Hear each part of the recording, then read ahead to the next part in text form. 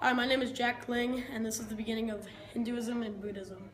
During the beginning of Buddhism, in the 3rd century, it had become one of the very common and most learned religions. With the help of a very well-known emperor named Ashoka, the religion spread even further into the cities he ruled, like Bactria and Ceylon.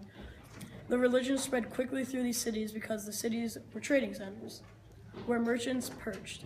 The reason I say this is because merchants were what spread Buddhism throughout Asia. It all began in India, where Buddhism was created. Siddhartha taught a certain way of living to others that differentiated from the Vedic religion at the time. After Siddhartha passed away, his teachings became the basis for the Buddhism religion. Slowly but surely, the religion became widespread and popular. This is crazy considering it started off as a humble and minor tradition in India. After a while in India, the tradition became the main religion and spread to different parts of Asia, consisting of China first and also in the Mahayana area too.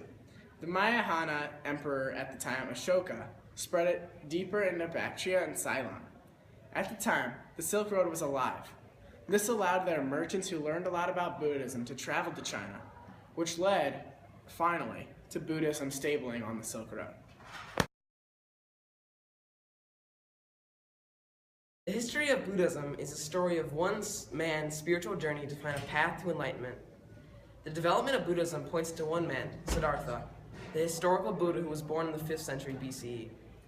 Siddhartha was the leader and founder of a religion called Saramanas, which was one of the many sects during India. Siddhartha would continue to lead the religion through a time of huge social change in India. After he died, India would enter a religious movement, and Siddhartha's teachings would become the basis of Buddhism.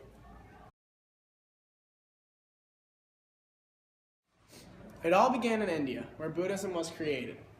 Siddhartha taught a certain way of living to others that differentiated from the Vedic religion at the time. After Siddhartha passed away, his teachings became the basis for the Buddhism religion. Slowly but surely, the religion became widespread and popular. This is crazy considering it started off as a humble and minor tradition in India. After a while in India, the tradition became the main religion and spread to different parts of Asia, consisting of China first and also in the Mahayana area too. The Mahayana emperor at the time, Ashoka, spread it deeper into Bactria and Ceylon. At the time, the Silk Road was alive. This allowed their merchants who learned a lot about Buddhism to travel to China, which led, finally, to Buddhism stabling on the Silk Road. As Buddhism spread north from India into Central Asia, it began to attract a pretty substantial following in the southeast. This was primarily due to Buddhist merchants traveling the Silk Road and spreading their faith in the lands they traded in. The sea lanes in the Indian Ocean also played a large role in spreading their religious traditions. By the 1st century CE, clear signs of Buddhist cultural influence developed in Southeast Asia, in places like modern Vietnam, Java, and within the Malay Peninsula. Several people adopted the Sanskrit as their written language. The Malay Peninsula even gave their rulers the same title, the Raja, which translates into king in Sanskrit. Many southeastern rulers converted to Buddhism, while only a few rulers promoted Hindu cults. Rulers often appointed Buddhist or Hindu advisors to enhance their authority with religious authorities, giving them more power. Through the Silk Road, Buddhism was able to quickly spread throughout Central and Southeast Asia.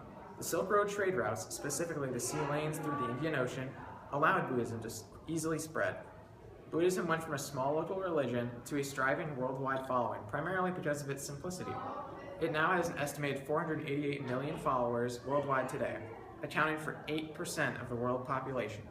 Most of this success is due to the Silk Road's convenient and efficient way of communication and trade, laying the foundation for what it would become.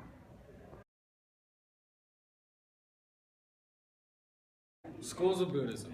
Over the years, monks and scholars organized several different schools that appealed to the Chinese people. The Chan specifically, a school had a huge emphasis on written text but held intuition on sudden flashes of insight and regard. This allowed the Chinese Taoists a place in Chinese Buddhism. Even from Buddhism's earliest days in China, specifically Japan, Tibet, and Mongolia, it attracted many low-ranked people from the Indian traditional social order. The appeal it had was due to its disregard for church-like situations, and it had more of a concern for ethical behavior rather than complicated, repetitive religious ceremonies. This made it so that you could practice the religion without devoting all of your time towards it. The main objective of the religion was to lose all of one's self-wants and self-greed, kind of money, so that they could purify their souls, coming to a complete understanding of life.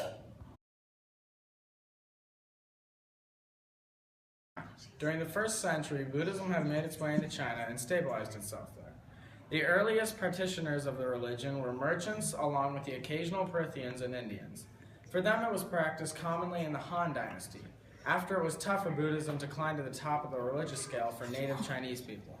For several centuries, Buddhism could not reach that level. Eventually, all the monasteries there intrigued many Chinese cultivators, and it soon spread after a time of drought. In the 5th century, the Chinese responded more enthusiastically, finally accepting the religion.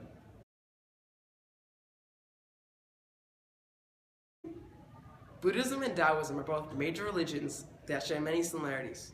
Both Taoism and Buddhism have the idea of following the rhythm of nature. But the two religions' goals are completely different. Taoism is about preserving life, and the followers of Taoism should try their best to avoid death.